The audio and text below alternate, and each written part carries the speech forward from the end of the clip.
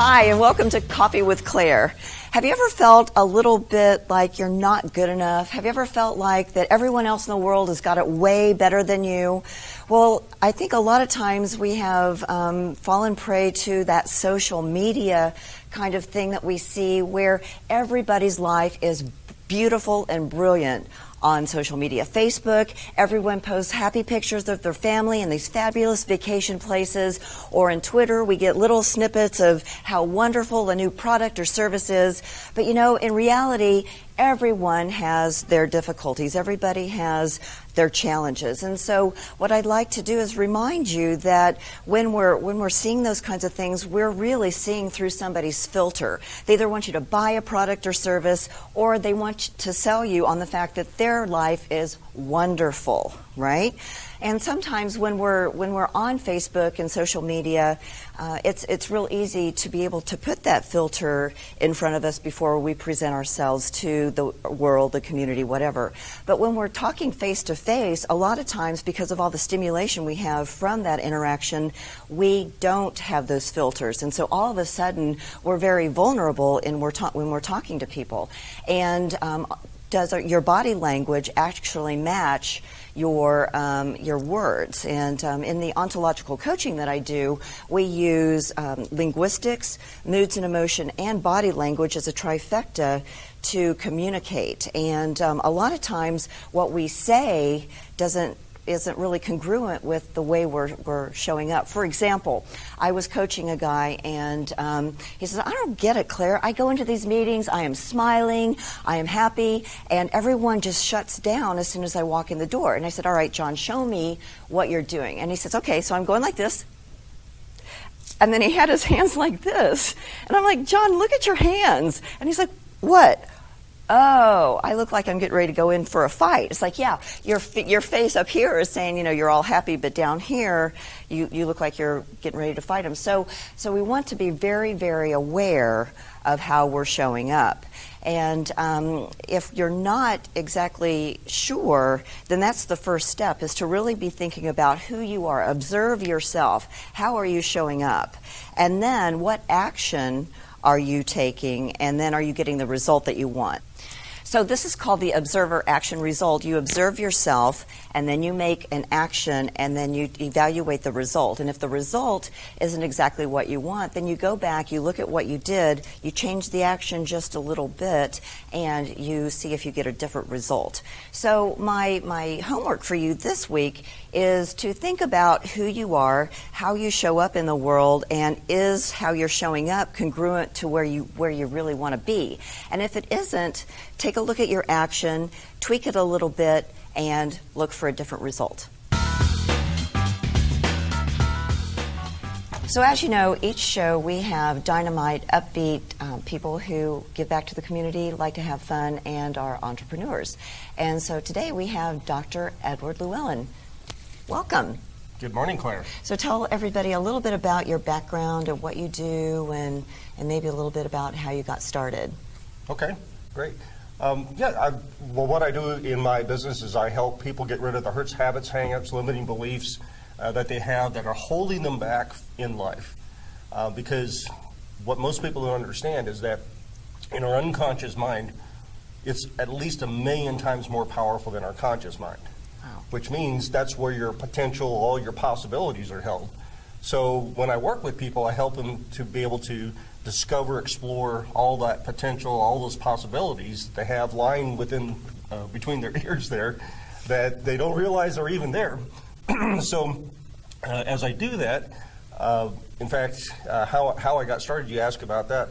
I was a pastor for 30 years, and as a pastor, I used to help people more from having an experience of visualizing having Jesus in the room with us than I did, by some of the traditional stuff that you may have. Most people have experienced, where the pastor comes in and says, well, let me show you in the Bible where you're wrong and, all the things you should be doing instead of what you are doing. And so this Jesus experience that people had, I would walk them through that. It was so powerful that they would come out, or when they would open their eyes after visualizing it, they would have this profound experience. Wow. And really be able to be changed. So Dr. Lewellen is a hypnotist, and he has actually hypnotized me before. And the experience is unlike any other experience that I've ever had before. And so could you walk the audience through a little bit about your background of getting into the hypnotherapy, as well as how it might help some people, you know, different ways that hypnotherapy can help? Sure. So again, the way I got into it was just kind of a natural flow, working with people within the church members and developing this process. And so about 5 years ago, I decided, well, actually, I went to I audited a sales class, and a gentleman there said he was going to hypnotize someone, so someone volunteered. In a sales class? In a sales class. Oh, so that's how we get sales. Okay, got it. So I'm watching this, and he failed miserably, but it intrigued me. Yeah, and he ended up telling the individual, says, well, you must not be hypnotizable. Oh, okay, because it was his fault, not his. Exactly. Yeah. Okay, exactly. got it. So I'm watching this, and I'm like, well, that's really cool. And then I took some courses, and in fact, both of the people that I've taken courses through are some of the top hypnotists in the world, and got a chance to actually go to San Antonio about 3 years ago, okay, and train some other hypnotists along with one of these gentlemen. Oh, wow. And just had a blast. So that's kind of the background of how I got into it. It was, well, there's so many stories I could tell. Anyway, but here's what I find so fascinating about hypnosis is that I love people so much, and I really care what happens to people. And when I see people hurting, you know, I want to be able to do something. And so what this motivates me to do is when I work with people and I see the instant changes that take place and dramatic changes that take place, it keeps me really motivated in continuing to do and, you know, become better at my craft and, you know, be able to help more and more people. So a lot of times you hear that people feel stuck, you know, that I don't know what it is that is this barrier, but I know it's in my way. So do you have a really quick technique that you could show the audience that kind of helps people make that kind of a breakthrough, or walk them through it if we don't have time to actually do it? So the answer is yes. Oh, good. Yes, and. We like that. Which we're going to talk about before you leave. Yes, and. Here it is. So how many times have people, they are trying to go to sleep, their mind is racing, it's spinning. Oh, that would be me last night. Going faster and faster, and it's almost like a top. And so a really simple technique that you can use to break that. Now, I always caution people that if you're not sleeping alone, go someplace else to do this. Oh, okay. I'm intrigued now. Because if you're in bed with someone else, this is going to really irritate them. Okay. So what you do is you first of all find out how that motion is spinning. So if it's like this, or for most people, it actually runs from the stomach up. So like this? Spinning like this. Okay. Then they take their finger and they kind of follow that. Okay. They give it the color red. Okay, color red. And then here's where the part that would irritate someone sleeping with you. And then you say stop. Okay. Stop.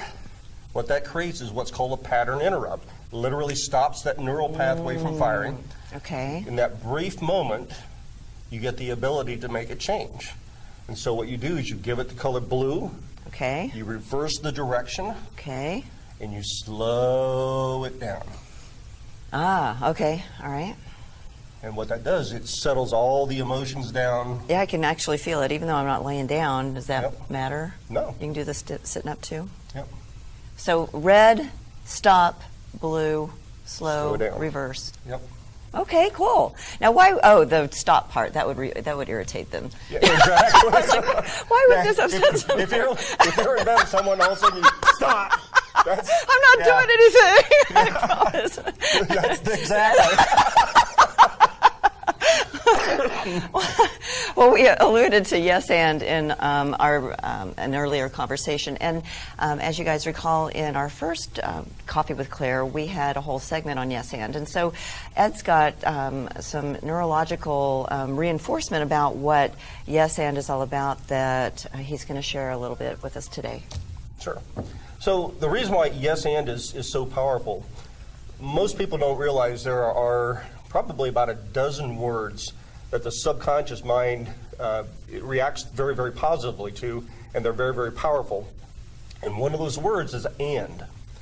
Because what and does, it connects something they already believe to something you want them to believe. Something they already believe to something you want them to believe. Okay. Exactly. So when you say yes, the first thing that does, there's what's called the critical factor of the mind. It's the conscious mind is the no part of the mind. It says, nope, there's a new idea, you're not getting in, I don't want anything to do with you because you're going to make me change. Okay. And so that critical factor says no. Well, as soon as you say yes, the critical factor of the mind drops down, the defenses go down. So, they're agreeing with me. Yes. Okay. Oh, so they're my friend. They're not an enemy. Exactly. Okay. Exactly. Then when you add and, so if they've said, I'm going to go ride a bike today. Okay. Yes. And you'll exercise for 30 minutes afterwards. Okay. So boom, it connects those two things together. Literally creates the two neural pathways together so they become one. And then what happens when we say yes but to our brain? Well, but, and this can be used very strategically. So if you want to, for instance, Claire, you're going to believe everything or you don't have to believe everything that I say today. Okay. But if you do, it will powerfully impact your life. All right. So I just negated everything I said before but. Your mind's only going to listen to what I said afterwards. Okay. All right. And then when you see people, you're talking to them and they start blinking a lot with your conversation, what is that? Are they thinking more clearly? Are they trying to avoid the conversation? What's going on there? No, I tell you what, as you can tell from the smile on my face, that's one of my, most people misunderstand what's going on. So for instance, if you ask a person a question, you see them kind of going like this, the more they blink, what's actually happening, they're shifting neural pathways in the mind. Most people don't, they think, well, there's dust in the air, there's something going on, but actually what's happening is because there's 100 billion neurons in our brain, and they can create more connections than all the particles in the universe. Wow. So we have this huge supercomputer, supercomputer between our ears, and what a person is doing is they blink, blink, blink, blink, blink. They're literally shifting from one neural pathway to another in the attempt to find the answer to the question. And what if they don't have the answer? Where did they go from there? So here's where some people, they will say, I don't know, or I just can't think of it now. What the subconscious mind hears at that point is, it's kind of like if you've done a Google search. And you've done this Google search and it can't find what it's looking for, right, and it returns a different result. Yeah. Or maybe no result at all. And that's what the human mind does as well. So as soon as you say, you know what, I just can't think of it right now, boom, shuts it down, no longer will even do that search. Okay. So here's the trick when you're trying to find an answer is, I'll think of it in a minute or a few minutes. Okay. And that's literally what it does. It puts the subconscious mind on a continuous loop for a search until it finds an answer. If it doesn't find one, it'll come back. You go, nope, I got nothing. I got nothing. Well, before we leave, I want you to make sure that you let everyone know about your most recent book and the speaking engagements that you do and how they can find you. Okay, great. Yes, I have 2 books that are published. I have a third one that's coming out hopefully next month. But the first one is Creating a Life in Forward Motion, which takes you through some tips and techniques on, well, just like the tip on how to do the thing with the finger, red, reverse it, make it blue. Different tips like that to help manage and control your life. The second book that was published about 1.5 years ago is called The 90-Second Mind Manager. And the reason why it's titled that is that recently neuroscience found out that you have up to, and no more than, 90 seconds between the time that you first feel an emotion to do something with it before it becomes a permanent mind loop. Oh, wow. That's it? Only up to 90 seconds. Okay. So I include some really cool stuff, things that you will not find anywhere else in the world put together. So, for instance, investigative interrogation or waterboarding. There's actually a technique that's used within that we can use daily to help manage our minds. Really? Wow, okay. There's ancient techniques with some of the Eastern religions called mindfulness that you can use also to manage your mind. Okay. And I talk about 5 different areas that are going to impact your belief system. And again, through managing those things, you can better manage your mind. Awesome. And so how can people find you? Well, they can find me on Facebook. It's Transformative Thinking on Facebook. Transformative Thinking, okay. My website is trans-think.com. So TRANS as in Sam -think.com. Okay. Let's see, I'm on Google+, Twitter, so pretty much on all the social media. Awesome. Well, thank you so much for being here today. We really appreciate it. Thank you so much for inviting me. Oh, you're so welcome. All right. In this series, we'll be learning about laughter yoga and the benefits of deep belly laughter that simulates the deep breathing when practicing yoga. It was developed in 1995 by Dr. Madan Kataria, a medical doctor in Dubai, India. Dr. Kataria discovered many modern scientific studies that described at length the proven benefits of laughter on the human mind and body. Ha, ha, ha.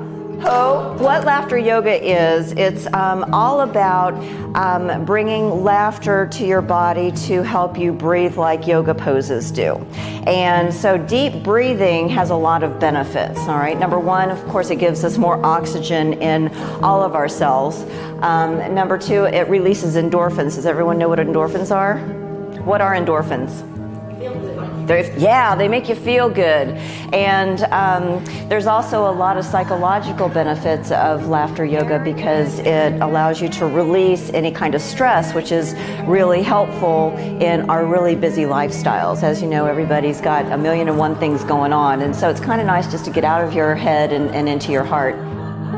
Laughter yoga is a unique concept where anyone can laugh for no reason without relying on humor, jokes, or comedy. Deep breath in and out. The concept of laughter yoga is based on scientific fact that the body cannot differentiate between fake and real laughter if done with willingness. One gets the same psychological and physiological benefits. The reason we call it laughter yoga is because it combines laughter exercises with yoga breathing. This brings more oxygen to the body and the brain, which makes you feel more energized and healthy. We initiate laughter as an exercise in a group, but with eye contact and childlike playfulness, it soon turns into real, contagious laughter. All right, so there's actually 3 places where we laugh. We laugh from here, we laugh from here, and we laugh from here. And when we laugh from here, that's when we're going to get the most benefit from laughter yoga because it's a deep diaphragm laugh. So every time we laugh deeply from here, we expel all that stuff that's in our body, all that old air, okay? Because when we're stressed out, we only really breathe from about here up. So what we're going to do is our goal is to really clear out our lungs, okay? So when you laugh from here, what does it sound like? Well, mine didn't sound quite like that. And when you laugh from here, it's kind of like, right? You do that with me? And when you do it from here, it sounds like, like Santa. I was just going to say, good time of year. Yeah, right. So do that with me.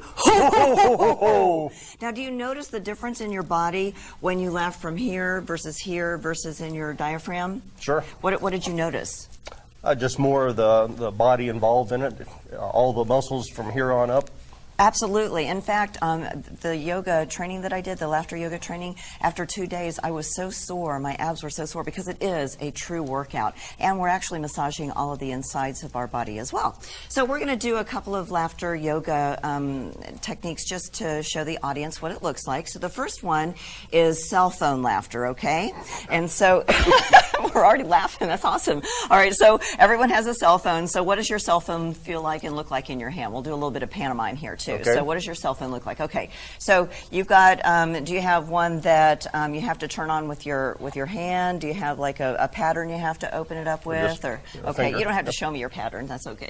No, it's just so okay, you've got swipe the finger. All right, so now I can get into your phone anytime. Awesome. That's right. That's right. You just have to cut my finger off. Oh gosh, that's too messy. I'm not doing that. All right, so when we answer the phone, it is going to be somebody that we haven't heard from in a really long time, and it's going to make us really happy, okay? Okay. And so, but instead of talking into the cell phone, we are going to laugh hysterically, okay? I mean, hysterically from our diaphragm. Okay. All right, are you ready? All right, so I'll make your phone ring, and you make my phone ring, and we'll do it at the same time, okay? So 1, 2, 3. Ring, ring, ring, ring, ring, ring. Okay, and then we answer our phone. Okay. Hello? Hello? Oh!